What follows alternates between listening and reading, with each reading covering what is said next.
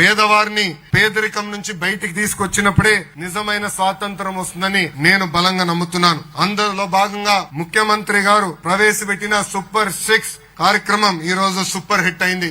3,000 రూపాయల పెన్షన్ ని 4,000 రూపాయలు పెంచాం.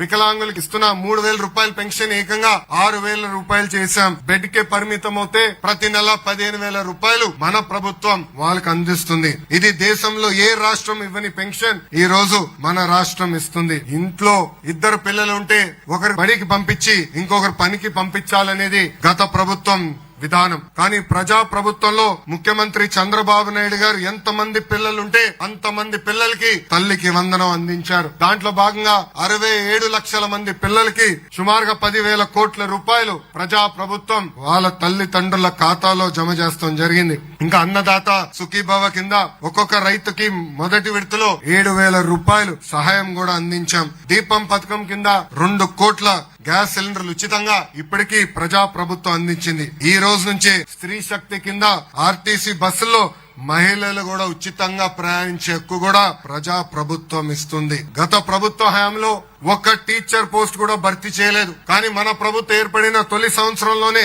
మెగా డిఎస్సి ఏర్పాటు చేసి 16,347 పోస్టులతో ఈ రోజు భర్తీ చేస్తాం జరుగుతుంది. 20 లక్షల మందికి ఉద్యోగాలు కల్పించాలనేది ఒక లక్ష్యంగా మేము పెట్టుకున్నాం. అందులో భాగంగా 9.3 లక్షల కోట్ల పెట్టుబడి, ఈ పెట్టుబడుల ద్వారా 8.5 లక్షల కోట్ల మందికి ఉద్యోగాలు కల్పించేదానికి ఒప్పందాలు కూడా చేసుకున్నాం.